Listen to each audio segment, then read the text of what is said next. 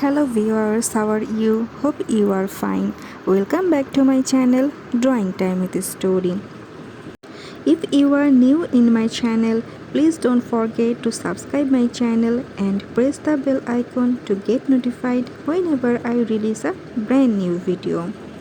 Today I am going to show you how to draw a beautiful scenery of a street lamp, and I will tell you a story about the old street lamp. It was written by Hans Christian Andersen. I hope we will enjoy the story and the drawing too. So let's get started. It was a most respectable old lamp which had seen many years of service and now was to retire with a pension. It was this evening at its post for the last time, giving light to the street. His feelings were something like those of an old dancer at the theater who is dancing for the last time and knows that on the morrow she will be in her garret, alone and forgotten.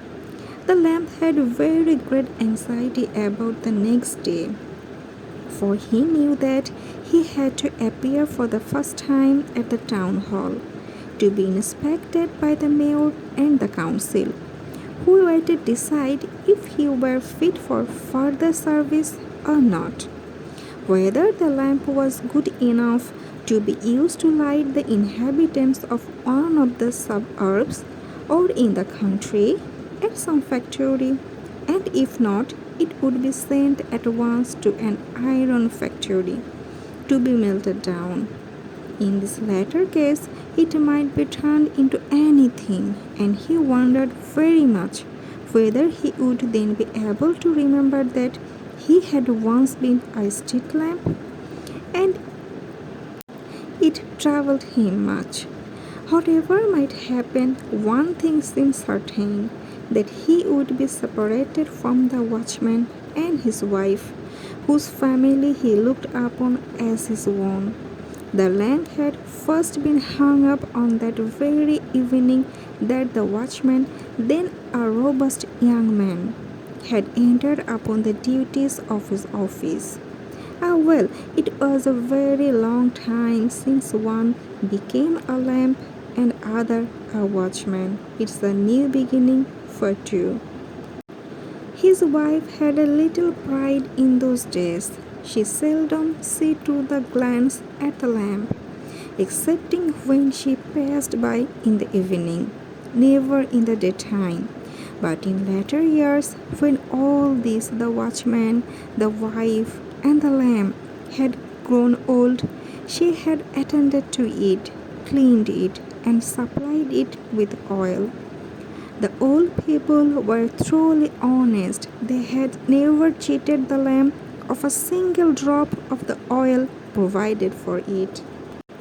This was the lamp's last night in the street, and tomorrow he must go to the town hall. Two very dark things to think of. No wonder he didn't burn brightly. Many other thoughts also passed through his mind.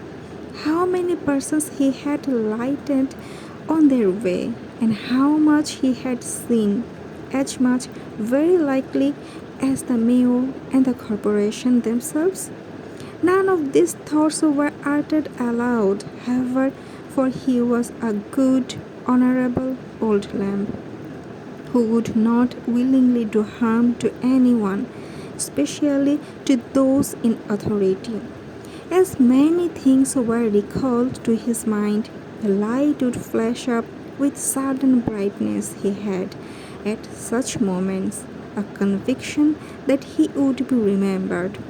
There was a handsome young man once, thought he.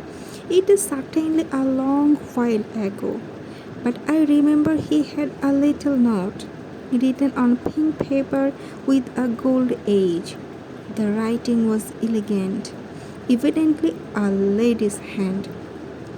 Twice he read it through and kissed it, and then looked up at me with eyes that said quite plainly, "I am the happiest of men." Only he And I know what was written on this, his first letter from his lady love. Ah, yes, and there was another pair of eyes that I remember. It is really wonderful how the thoughts jump from one thing to another. Another. I think it also happens with me and you too. A funeral passed through the street.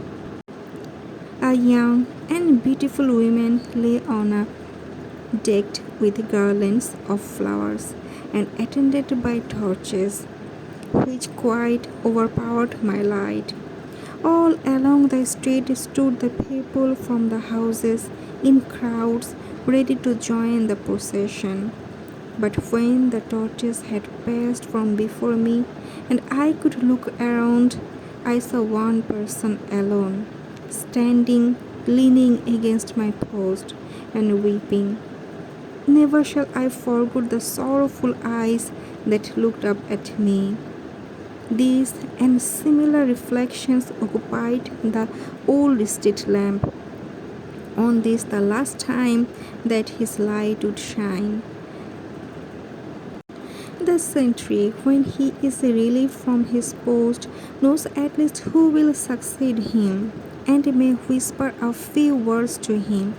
But the lamb didn't know his successor, or he could have given him a few hints respecting rain or mist, or could have informed him how far the moon's rays would rest on the pavement, and from which side the wind generally blew, and so on. On the bridge over the canal stood three persons who wished to recommend themselves to the lamp, for they thought he could give the office to whomsoever he chose. The first was a herring's head, which could emit light in the darkness. He remarked that it would be a great saving of oil if they placed him on the lamppost. Number 2 was a piece of rotten wood, which also shines in the dark. He considered himself descended from an old stem, once the pride of the forest. The third was a glowworm, and how he found his way there the lamb could not imagine. Yet there he was and could really give light as well as the others. But the rotten wood and the herring's head declared most solemnly, by all they had sacred, that the glowworm only gave light at certain times and must not be allowed to compete with themselves. The old lamp assured them that not one of them could give sufficient light to fill the position of a street lamp, but they would believe nothing he said. And when they discovered that he hadn't the power of naming his successor, they said they were very glad to hear it, for the lamp was too old and worn out to make a proper choice. At this moment, the wind came rushing round the corner of the street and through the air hose of the old lamp. "What is this I hear?" said he, "that you are going away tomorrow? Is this evening the last time we shall meet? Then I must present you with a farewell gift.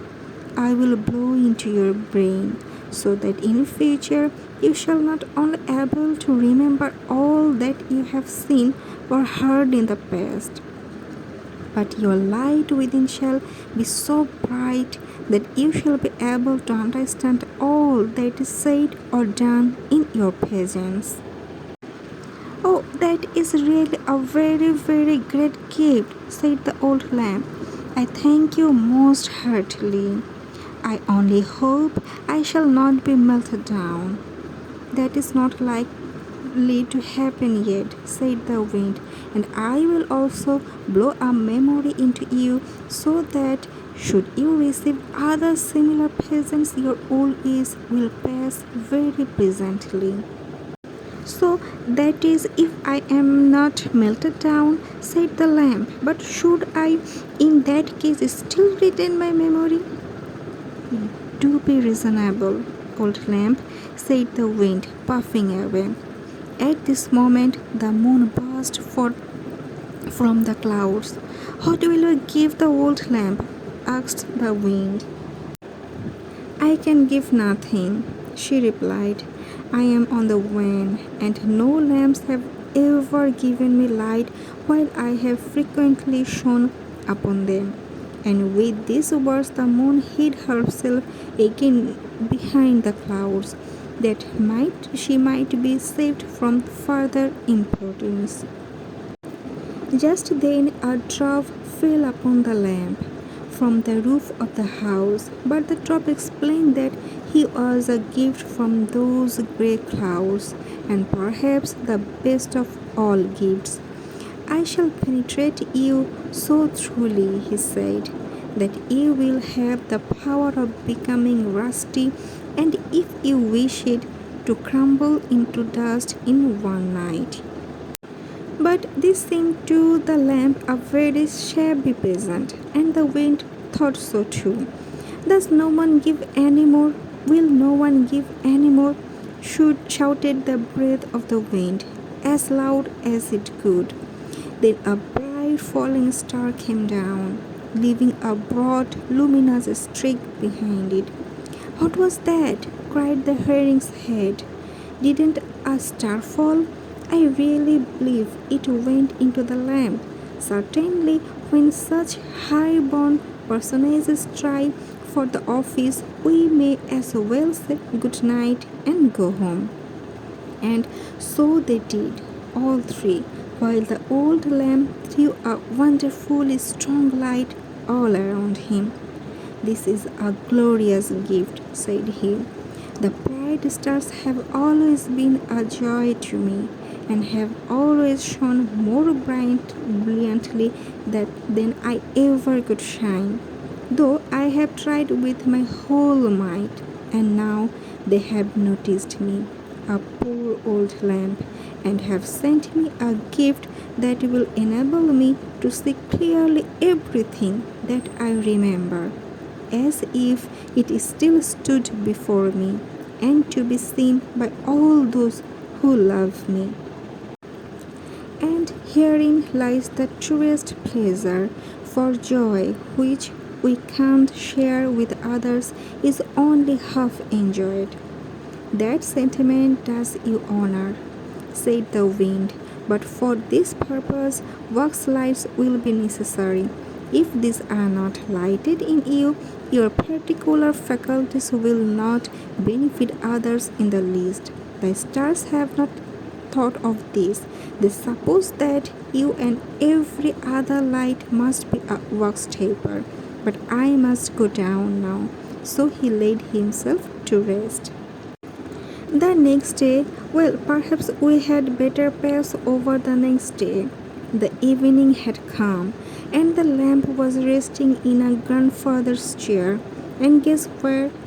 Why, at the old watchman's house.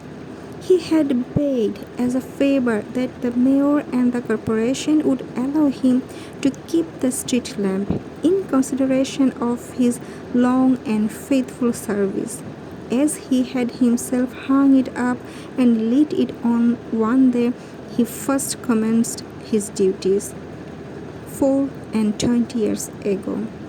He looked upon it almost as his own child. He had no children, so the lamp was given to him. There it lay in the great armchair near to the warm stove.